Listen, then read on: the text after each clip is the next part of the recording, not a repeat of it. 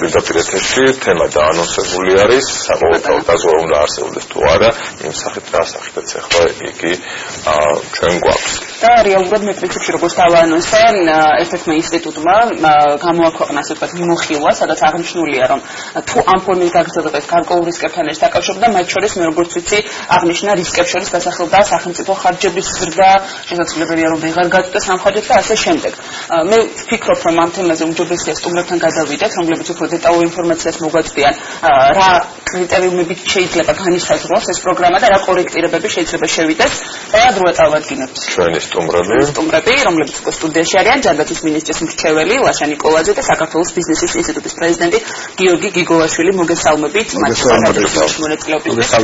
აქვე ტელემაყურებელს მინდა შევახსენოთ ჩვენი ტელეფონის ნომერი 205-19 არის ჩვენი პირდაპირ ეთერში შეგიძლიათ რომ ამ ნომერზე დაარეკოთ და თუ კი ამ საკითხზე გაქვთ რაიმე მოსაზრება ან შეკითხვა დასვით ის პირდაპირ ეთერში კითხვა თუ რა რისკებზე არის ზოგადად საუბარი რა არის საფათო იმაში იმ არსებულ სიტუაციაში რაც ჩვენ დღეს გაგვაჩნია კიდევ ერთხელ მივესალმები თქვენს მაყურებელს ვიტყვი რომ ხაზგაუსვალო საკითხი არის მრავალკომპონენტიანი და განსაკუთრებით რთული ასევე ძალიან მნიშვნელოვანია რომ სულ 3 წლის არის საყოველთაო ჯანდაცვა და არა დაზღვევა და მე ამ კომპონენტურ განსხვავებაზეც მინდა ვისაუბრო თუ რითი განსხვავდება და რა მიდგომები შეიძლება არსებობდეს გუშინ გახდა ჩვენთვის ხელმისაწვდომი აი ამ კვლევის ესე ვთქვათ მოკლე მიმოხილვა რომელიც თქვენ უკვე ახსენეთ ანონსში ძალიან საინტერესო კვლევა არის და ჩვენთვის ამ საქმეში თავიდან ბოლომდე ჩართული ადამიანებისთვის კიდევ უფრო დასაფასებელია რომ ამ სირთულის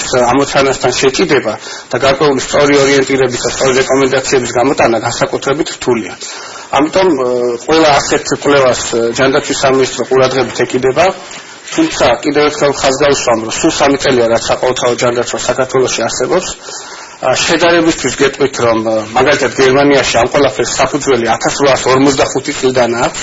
ამიტომ განსხვავება თავისთავად უკვე დროში იმდენად მნიშვნელოვანია რომ ჩვენ ჯერ ჩანასახის პერიოდშიც არა ვართ იმ კულტურასთან რასაც ქვია საყოველთაო ჯანდაცვა. თუმცა ის მნიშვნელობა რომელსაც ერთ-ერთი ოპონენტიც ვერ უარყოფს რომელიც საყოველთაო ჯანდაცვის დანერგვამ საქართველოში მოიტანა განპირობებული იყო რამდენიმე ძირითადი პარამეტრით რომელზეც შემდგომში უფრო დაწვრილებით გესაუბრებით ერთ-ერთი სწორედ ის პარამეტრი იყო რომ საყოველთაო ჭეშმარიტად საყოველთაო ჯანდაცვა იყო და ის შეეხო უკლებლივ ყველა საქართველოს მოქალაქეს. თუმცა არის თქვენი გარკვეული რისკები თუ ამ ფორმით გაგრძელება. რა თქმა უნდა რისკები არის აქვე ვიტყვი რომ ესე ვთქვათ ზედმეტი კითხვებისგან თავს დავიწყევ კარგი გაგებით არც ერთი ქვეყანა არ არის კმაყოფილი თავისი სამედიცინო დაზღვევისა თუ ჯანდაცვის რეჟიმით. სხვადასხვა მოდელები არსებობს, რა თქმა უნდა ჩვენ ამ მოდელებს ძალიან ხმად ვსწავლობთ. არის მოდელები რომელშიც არ მონაწილეობს კერძო სადაზღვევო სტრუქტურები, მაგალითად გერმანული მოდელი, ეგრეთ წოდებული ხალავ კასის მეთოდები, ფრანგული მოდელი რომელშიც მონაწილეობს კერძო სადაზღვევო კომპანიები, ამერიკული მოდელი რომელშიც ცალკე არის პენსიონერების და ცალკე არის მიზნობრივი ჯგუფების სახელმწიფო ეგრეთ წოდებული დაზღვევა და საერთოდ არ არის ვალდებული ადამიანები სამედიცინო დაზღვევა. ჩვენი ქართული მოდელი რომელ მოდელს ქართული მოდელი გამომდინარე ეკონომიური მდგომარეობიდან სწორედ ეს იყო ერთ-ერთი მნიშვნელობა ამ საყოველთაობისა შეეხო ადამიანებს ყველა ადამიანს რომელიც საქართველოს ცხოვრობს. წყალების ქვეშ შეეხო მდიდარ ადამიანებსაც თუმცა საკითხის სიმდიდრის შესახებ ძალიან ბევრ შეკითხვას ბადებს. ასევე ძალიან მნიშვნელოვანია და აი ამ კვლევაშიც არის ნახსენები რომ როგორ განავითაროს კერძო სადაზღვევო ინდუსტრიამ სახელმწიფომ საყოველთაო ჯანდაცვასთან ერთად ურთიერთქმედებაში ეგრეთ წოდებული PPP მოდელით, როდესაც ჩართულია სახელმწიფო და კერძო ინდუსტრია. ამ საკითხთან დაკავშირებითაც ჩვენ შეგვიძლია ძალიან ხმად ვისაუბროთ. კერძო ინდუსტრიაზე უნდა მოგვიანებით ვისაუბროთ ბატონ გიორგის ვკითხავ მინდა რომ ასე ვთქვათ ისევ ამ მიმოხილვას დაუბრუნდე და თქვენ რა რისკებს ხედავთ არის თუ არა ვთქვათ რისკები თუ ამ ფორმით გაგრძელდება სახელმწიფოს ხარჯების ზრდის იმიტომ რომ იქ მითითებული იყო შესაძლებელია ამის შედეგად სამედიცინო დაწესებულებებთან ასე ვთქვათ თანხის დაფარვის პრობლემებიც გაჩნდეს თუ დაუშვათ ამ ფორმით გაგრძელდა და ერთ-ერთი საკითხი სხვათაშორის ბოლო პერიოდში სხვა პრემიერ-მინისტრის ასე ვთქვათ მიერ გაკეთებული განცხადება რომ მაღალი შემოსავლის მქონე თუ მქონდა ამ თემაზე რამდენიმე თუმცა რა არის მაღალი შემოსავალი ამაზე ჯერჯერობით არის საინტერესო თემა თქვენს კითხვებს უპასუხებ პირველი რაც იყო ეს ჯერ მეორე ინიციატივა შევეხები მართლა სადაო თემა არის ეს შემოსავლების თემა წეგანაც მე და ბატონი ლაშა ამას განვიხილავდით და ეს არ არის პირველი შემთხვევა როცა თქვენთან ამ თემებზე ან მე ან სხვა საქმის მცოდნე ხალხი საუბრობს შემოსავლების მიხედვით გარკვეული სტატისტიკა რომ გქონდეს პროგრამა მინიმუმ ყოველ შემთხვევაში სადაზღვევო სექტორში ესეა და სოციალურ სექტორში ალბათ ესე იქნება ბატონო ლაშა მინიმუმ 5 წლის გამართული სტატისტიკა გჭირდება შენ იმისაც რომ დაინახო ვინ არის მაღალშემოსავლიანი რათან ხაიცლება მაღალშემოსავლად და როგორია მისი დასაყოველთაო ჯანდაცვის მხრიდან ამ პირების დიდრების ასე უხეშად რომ ვთქვათ მონაწილეობა რამდენია ამ დიდარზე სულ საქართველოში მოსახლე დიდარზე ხარჯი საყოველთაო ჯანდაცვიდან ეს ცოტა ისეთი სადაო თემაა ყოველთვის ჟღერს მაგრამ სიმდიდრეს ჩვენ ყოველწუთას ვერ გავზრუნავთ ანუ სახელმწიფოს არ აქვს გარანტია რომ დიდარი ადამიანი დროის მოცემულ მომენტში ყოველთვის არის მდიდარი მის შემოსავალი შეიძლება ჯერ სიმდიდრე განუსაზღვრელია რა ვიცი რა არის ვიღაცისთვის ხეშია 1000 ლარია და ვიღაცას 500,000 შეიძლება არ ყოფნიდეს ისე რომ მხოლოდ ამ კრიტერიუმით დღეისათვის რომელიმე 1 ან 100,000 ადამიანი ამოიღო შენ ამ პროგრამიდან არ იქნება სახელმწიფოსთვის გამართული და ხედავს რა თქვა სხვა მმართველობას რომელიც ფიქრობთ რომ და აუცილებლად დაკორექტირდეს აი იმ კვლევას რომ დაუბრუნდეთ ის უპასუხოდ რომ არ დამჩეს მაია თქვენი კითხვა რისკებში სახელმწიფოს ბიუჯეტზე ხომ არ იმოქმედებს ბუნებრივია ეხლა რამდენად რისკია თუ შანსია ეხლა სახელმწიფოსთვის შეიძლება რისკი ის იყოს რომ მოუწიოს ბიუჯეტის კორექტირება მაგრამ იქნებ ვისთვისაც დააკორექტირა იმ ადამიანისთვის ეს შანსია რომ სიცოცხლე გადაერჩინოს ან ჯანმრთელობა აღიდგინოს ან რაღაც სხვა სახის დაზიანებისგან დაიცვას ამ დაფინანსება რომ არ ყოფილიყო მე ვიცნობ პირადად მე ათეულობით ადამიანს რომელმაც ისარგებლა ამ პროგრამ პირადად მე ვარ ჩაკეტილი დაუშვათ და არ ვხედავ გარშემო რა ხდება რომლებიც არიან კმაყოფილები და ვიცნობ ასეულობით და ადრე კვლევებს რომ ვაკეთებით ათასობით ადამიანს რომელიც საყოველთაო ჯანდაცვა რომ არ არსებობდა მაშინ ისეთი პრობლემები ექნებოდათ პირველად იმ სამკუთხედში პირამიდაში უпростоრედ მასლოუ და მარკეტინგის საწყისებში სულ ძირშია რომ შენი სხეული ჯანმრთელობა უნდა იყოს გაცული და დემოკრატია ძველ საბერძნეთში რომ იწყებოდა იქ ხალხი მცოდნეები ამბობდნენ რომ ერთი ადამიანის ჯანმრთელობა სახელმწიფოს არის უმაღლესი ფასეულობა ისე რომ ამას რისკად ალბათ გაცდება სახელმწიფო ყოველთვის ესეთ კორექტირებას კითხვა არსებულ პროგრამასთან დაკავშირებით რა ხარვეზებს ხედავთ დღევანდელ საყოველთაო ჯანდაცვის პროგრამაში ძირითადად თვალში საცემი ხარვეზები რა არის და თქვენი აზრით რა უნდა შეიცვალოს ამ პროგრამაში აი ძალიან ისეთი მარტივი ორი კითხვა ბატონო მე დავიწყებ 2013 წელს როდესაც მოხდა მიზნობრივი სახელმწიფო სადაზღვევო პროგრამების რომელსაც კერძო სადაზღვევო კომპანიები ახორციელებდა გადმოიბარა სახელმწიფომ და საყოველთაო ჯანდაცვის კომპონენტი გახდა იქ ხარვეზები უფრო თვალნათელი იყო, იმიტომ რომ 3 წლის განმავლობაში კერძო სადაზღვევო კომპანიები და რიგი კომპანიები ცოტა მეტი ხნის განმავლობაში ახორციელებდნენ ეგრეთ წოდებული მიზნობრივი ჯგუფების, ეს იყო უმციროთა ჯგუფი, თუ ახსოვთ თქვენ პენსიონერთა ბავშვთა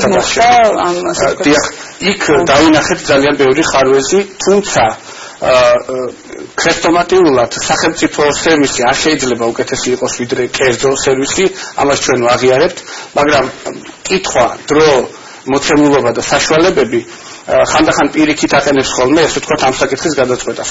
დღესდღეობით ის აუცილებლობა რომელიც სახელმწიფომ წამოიღო ეს სერვისები და ის უძღვება, რა თქმა უნდა უხარვეზო ვერ იქნება, იმიტომ რომ სახელმწიფო სერვისებს ახასიათებს ძალიან ბევრი ხარვეზი. მიდის ფიქრი და ასე ვთქვათ გარკვეული გათვლები იმ რისკებთან მიმართებაში რომ როგორ ჩაერთოს კერძო კომპანიები ან როდის ჩაერთოთ ან რა ფორმით ჩაერთოთ ან როგორი გადახდის უნარიანობის მოთხოვნები დადგეს ამ ყველაფრის უკან, იმიტომ რომ იმ 3 წლიანმა პერიოდმა დაგვანახა რომ გადახდების ფორმა სამედიცინო მიმწოდებლებთან კერძო სადაზღვევო კომპანიების მხრიდან იყო რიგ შემთხვევაში ძალიან ხანგრძლივი, რიგ შემთხვევაში საერთოდ ვალაუვალი გახდა კომპანიები და ეს ხარვეზები გამოიკვეთა.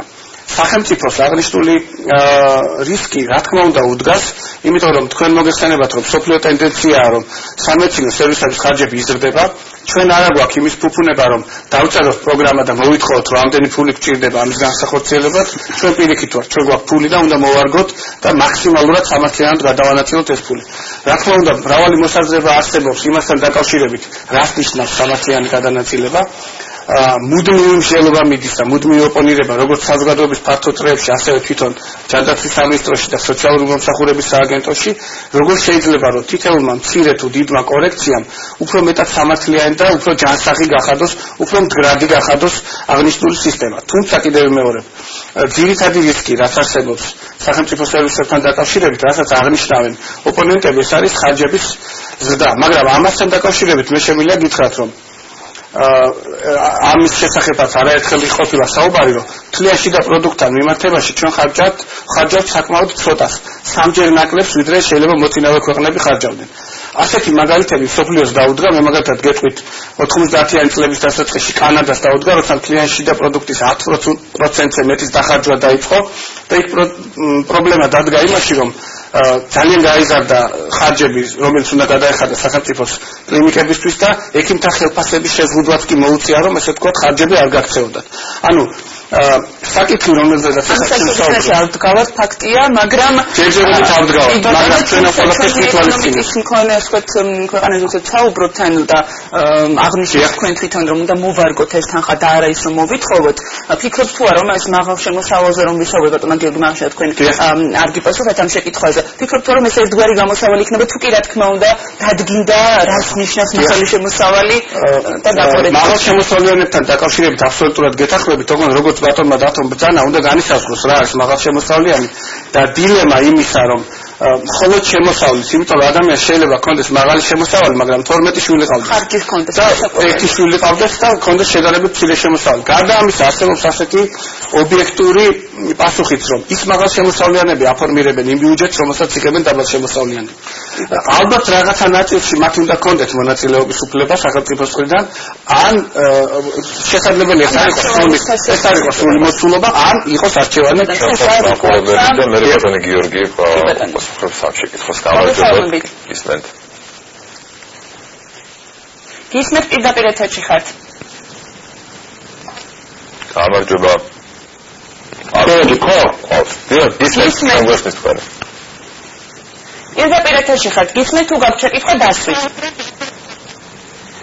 ალო, გამარჯობა. გამარჯობა. აი მინდა ესეთი შეკითხვა დაგისვათ. დიახ. გავხდით ცუდად, დავრეკე სასტრაფოში. დავრეკე სასტრაფოში და მეუბნებია რომ ეკიპაჟს არ ცალიათ. წამიყვანა საავადმყოფოში მეზობელმა.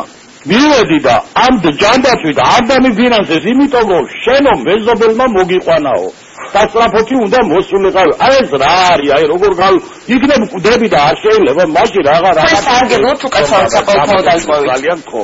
სარგებლო ყველა. არა შესაძლებელია რომ არ მიიღეს საავადმყოფოში, იმიტომ რომ მიიყვანა მეზობელმა. კერძო შემთხვევაში შეიძლება ცოტა გამიჭირდება, თუმცა აბსოლუტურად ლეგიტიმური არის, იმიტომ რომ გადაუდებელ შემთხვევებში შეიძლება სასტრაფო მიიყვანოს, შეიძლება თვითდინებით მივიდეს ადამიანი, შეიძლება ტაქსი იყოს ან მეზობელი. ერთადერთი გამონაკლისი შესაძლებელია ამ ადამიანს კონდეს რომ არის გამონაკლისი ლისტინგი, რომლებიც 2013 წლის 1 ივლისის მდგომარეობით იყვნენ დაზღვეულები. გარდა ამ ადამიანებისა საყოველთაო ჯანდაცვა ემსახურება ყველას. ანუ ამ ადამიანებთან ერთად ეს მოიცავს უფლებრივ ყველას. თუმცა კიდევ მეორე კონკრეტული საკითხის გავლა გამიჭირდება, მაგრამ ამისთვის არსებობს ჯანდაცვის ცხელი ხაზი, რომელზედაც ოპერატიულად 15:05-ზე შესაძლებელია დარეკვა და იმავე წამს იქნება სრულყოფილი პასუხი გაცემული.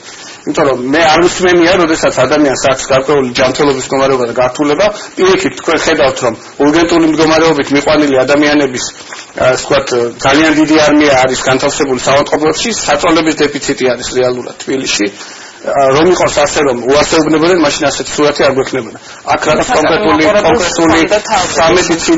კონკრეტული სამედიცინო ნიუანსებია გასავლელი, რომელიც შესაძლებელია. ანუ ასე ვთქვათ, ტელემოყოლებმა აღნიშნა, რომ მითხრეს, რადგან არ მოგიყვანა სასტრაფო, ეს რეალურად გამოიყენა. აბსოლუტურად არ ეკავშირს. კიდევ მეორე, ადამიანი შეიძლება მივიდეს თვითდინებით, მიყვანოს პრეზიდენტმა ტაქსმა. შემთხვევაში ვალდებულია. არანაირი მნიშვნელობა არ აქვს, სასტრაფო მიიყვანა თუ სხვა ადამიანური შეცდომაც არ უნდა გამოირეცხოს ასეთ შემთხვევებში, როცა ასეულობით ათასი მართვაში შეიძლება ვიღაცამ არასწორი გადაწყვეტილება მიიღოს. აი კითხოს რომ მეუბნეთ, რომელიც თქვენ პლაშას დაუსვი, ხარვეზებთან დაკავშირებით, თქვენ რა ხარვეზებს ხედავთ არსებულ პროგრამაში და რას თავშესრულებდით რომ გამოსწორებულიყო ან კი ბატონო, ისევ იმ თემას დაუბრუნდები, პრემიერ-მინისტრის ინიციატივა ახსენეთ, თუმცა ეს თემა ტრიალებს რაც დაიწყო 2013 წლის 28 თებერვალს დაიწყო ეს პროგრამა და დაწყებამდე უკვე ეს თემა ტრიალებდა. როდესაც საქართველოში შრომითი ბაზარი დასტაბილურდება, წინა გადაცემაშიც საუბრობდით ამაზე და ჯერჯერობით შეიძლება ნაადრევია და ეს მსჯელობის თემა, როცა შრომის ბაზარი დასტაბილურდება, ანუ ადამიანს ექნება გარკვეულწილად გარანტიები იმისი, რომ ის ხვალ ზეგ და 2 თვის მერე იქნება სამსახურში და ეს ყველაფერი ოფიციალურად ხელშეკრულებით ურთიერთობებზე გადავა, შეიძლება შემდეგი ინიციატივის წამოჭრა, რომ გარკვეული ნაწილისთვის დასაქმებულებისა, აქ დამსაქმებელიც უნდა მონაწილეობდეს, ჯანმრთელობის დაზღვევა გარკვეული სახით გახდეს სავალდებულო. ეს რას ნიშნავს? ის ადამიანები, სიმდიდრე სიღარიბის თემას მივადექით, შეიძლება იყოს პოლისი A, პოლისი B, A საბაზისო, რომელიც იმაზე ნაკლებს არ მოიცავს, ვიდრე პირობითად დღევანდელი საყოველთაო ჯანდაცვის პროგრამა, B ცოტა მეტი ბონუსები, C-ში თქვათ 1000 სახეზე არ ვლაპარაკობ, 2-3 სტანდარტიზებული სახელმწიფოს ხრიდან, რა თქმა უნდა, იმიტომ რომ საყოველთაო დაზღვევა ყოველთვის გულისხმობს, რომ სახელმწიფო აწესებს იქ წესებს, შენ თუ გინდა გააუნჯობესე, მაგრამ იმას ვერ გაუარესებ და ის ადამიანები მილიონებზე აღარ ვლაპარაკობ, ის ადამიანები, რომლებსაც აქვთ გარკვეულწილად გარანტირებული სამსახური და გარკვეულ ზღვარზე მეტი შემოსავლები, თვითონ და მათი ოჯახის წევრები შეიძლება იყვნენ დაზღვეულები. ეს სადაზღვეო სექტორს წაადგება და ამისთვის არ ვლაპარაკობ, იმიტომ რომ სადაზღვეო სექტორი არსებობს დაზღვეულისთვის. თუმცა ფინანსებს აშკარად წაადგება და მეორეც ეს კატეგორია ხალხისა, რომელიც თავისი ხელფასიდან გადაიხდის და შეიძენს სამედიცინო დაზღვევის პოლისს, ბუნებრივია აღარ ისარგებლებს საყოველთაო ჯანდაცვით. დღევანდელ თუ იმ ხარვეს მივადგებით ყველა რატომ სარგებლობს, ესეთი სიტუაციაა დღეს და ჯობს ყველა სარგებლობდეს, ვიდრე ერთი ადამიანი მაინც იდგეს რისკის ქვეშ. ალბათ სავალდებულო დაზღვევა გარკვეული ეტაპის მერე. ეს იქნება ერთ-ერთი კარგი გამოსავალი. განვითარების სასწავლებელი განვითარების შემდეგ. ჩვენ ტელემაყურებელი ყავს პირდაპირ ეთერში მოვუსმინოთ, მოგესალმებით. გამარჯობა. გისმენთ პირდაპირ ეთერში ხართ? გისმენთ. ალო, გამარჯობა. მოგესალმებით, ჩემი შეკითხვა მაქვს, თუ შეიძლება საყოველთაო დაზღვევასთან დაკავშირებით.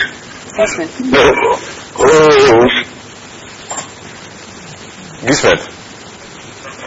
ხო, მუშაობდი ტიპიკის დეპარტამენტში და 2 წლის წინ გამოთავისუფლეს. ვიყავი იაოს დაზღვევაზე რა. გისმენთ. გასუჩეთ, იმიტომ რომ ისმის თქვენი. პოლიტიკა ავადმყოფი ვარ და მახსოვი პაკეტი და შეიძლება გადამეყანონ საბაზისო პაკეტზე. შეიძლება. დიდი მადლობა ამ კითხვისთვის. ეს კითხვა ერთ-ერთი ყველაზე აქტუალური არის ბატონო ბოლო წლების განმავლობაში. ჩვენ ვარაუდობთ, რომ უახლოეს ხანში გვექნება ამომწურავი და სამართლიანი პასუხი, იმიტომ რომ მინიმალურ პაკეტში მოხვედრილი ადამიანები ჯერჯერობით ვერ სარგებლობენ საბაზისო პაკეტით. არსებობს ამის ერთადერთი გადაწყვეტა, თუ ასეთ ადამიანს, რომელიც მინიმალურ პაკეტში, ანუ რომელმაც დაკარგა დაზღვევა და ვეღარ აღიდგინა ერთ-ერთ სადაზღვეო კომპანიაში ობიექტური მიზეზების გამო, არის სპეციალური რეფერალური პროგრამა, რომელიც ინდივიდუალურ რეჟიმში განიხილავს ასეთი ადამიანების სამედიცინო სერვისების დაფარვის საკითხს. ასე კი, ნუ ახლოს პერიოდში ამ ადამიანს ძალიან მნიშვნელოვანი შეკითხვაა და ძალიან გამოიწურება მე მინდა ზოგადად ბაზარსაც შევეხოთ თქვენ დასაწყისში აღნიშნეთ ბატონოშა კედელსა და ზღურ ბაზარი და ამაზე ორივესთან მექნება ორივე სტუმართან შეკითხვა როგორ აისახა როგორ ფიქრობთ ეს ყველაფერი ამ ხნის განმავლობაში კედელსა და ზღურ ბაზარზე ფაქტია რომ ძალიან ბევრი ასე ვთქვათ კლიენტი დაკარგეს კომპანიებმა თუმცა იყო მოსაზრება რომ სამაგიეროდ გააქტიურდნენ ისინი დაზღვევის სხვა სახეობების მიმართულებით და იმ კუთხით ასე ვთქვათ დაიწყეს აქტივობები და მათ შორის ჯანდაცვის მიმართულებითაც ახალი პაკეტები შესთავაზეს იყო თუ არა ეს მათთვის წამდებიანი ფინანსურად თუ კონკურენციის ზრდის ერთ-ერთი ხელშეწყობილი პირობა იყო პირიქით და კლიენტების დაკარგვაში თქვენ გულისხმობთ ბიზნობრივი სახელმწიფო სოციალური პროგრამების რომელიც კი ბატონო რიგი სადაზღვეო კომპანიები ეს სეგმენტი თავისინებით დათმეს, იმიტომ რომ იძახოდნენ ზარალიანია. რიგი სადაზღვეო კომპანიები იძახოდნენ რომ ნოლში ვართ, ძალიან მცირე ნაწილი ამბობდა რომ ჩვენ უმკლავდებით ამ ასე ვთქვათ ამოცანას. მაგრამ აქ ერთი ძალიან მნიშვნელოვანი საკითხია, რაც შეეხება სამედიცინო სერვისების განფასებებს. იმიტომ რომ თქვენ იცით რომ დღეს მოქმედებს ლიბერალური განფასების მექანიზმი, ანუ კლინიკა შეუძლია თვითონ დაადოს ის ფასი, რასაც საჭირო ჩაფრთხილს. საყოველთაო ჯანდაცვამ მათ შორის სადაზღვევო კომპანიებისთვის, რომლებიც სამედიცინო დაზღვევის სეგმენტში მოღვაწეობენ, გარკვეულწილად დაასტაბილურა ეს ფასები, რომელსაც სამედიცინო სერვისის მიმწოდებლები განაპირობებენ. მუდმივად მიმდინარეობს ამ ეგრეთ წოდებული საყოველთაო ჯანდაცვის 36 ბრძანებულების დახვეწა, რომელიც გულისხმობს ფასს წარმოქმნის ოპტიმიზაციას, რათა არ მოხდეს ხარჯების ხელოვნური გაზრდა. ან ხარჯების ან გარკვეული მიწერილობების, რომელიც დღეებში გამოიხატება, შემდეგ რომელიც დაფინანსებას ზრდის, ხო? რამდენი დღე უნდა იწეს ან რა უნდა ღირდეს თითოეული დღე სხვადასხვა მდგომარეობაში. ეს ერთი. მეორე, მიზნობრივი ჯგუფები ჯვარედინი გაყიდვებისთვის, ანუ უმწეოს ვერაფერს ვერ შესთავაზებ იმის გარდა, რაც სახელმწიფო მოყიდა. სადაზღვევო კომპანიებისთვის ნაკლებად საინტერესო იყო. ანუ მათთვის უფრო საინტერესო არის ადამიანს შესთავაზოს მეტი და მეტი სხვა სერვისებით გაამდიდროს და მეტი ფული შესაბამისად დააგენერიროს ადამიანებისგან. ამიტომ ეს მათთვის საინტერესო არის. ფორმით ფიქრობთ, რომ თქვა ჩააცნოთ ამ სერვისის ხომ? კი, რა თქმა უნდა, მაგრამ მე ერთ რამეს კი გიპასუხებთ. ეხლა რა გამოიწვია საყოველთაო ჯანდაცვამ? ამას არაერთხელ მithქვამს, რომ ეგრეთ წოდებული მინიმალური სამედიცინო პაკეტის ფორმირება, ანუ თამასა, რომელზე ნაკლებსაც სადაზღვევო კომპანიები პროდუქტს აღარ ყიდიან, გამოიწვია სახელმწიფომ. იმიტომ რომ მან შესთავაზა ადამიანებს, რომ აი მე თქვენ გაძლევთ ამას უფასოდ, ხო? იქ შემთხვევაში ამაზე ნაკლების ფასიანად აღება კერძო სადაზღვევო კომპანიაში უკვე აზრმოკლებულია. გარდა ამისა, ძალიან მნიშვნელოვანია და ჩემი გამოსტირებიდან გამომდინარე, სადაზღვევო კომპანიები სადაც ჩაერთვებიან იმ ძალიან მნიშვნელოვან სახელმწიფო პროგრამებში, როგორც იყო თუნდაც ის რაც ჰქონდათ მიცემული, უნდა აკმაყოფილებდნენ დიდ მინიმალურ მოთხოვნებს.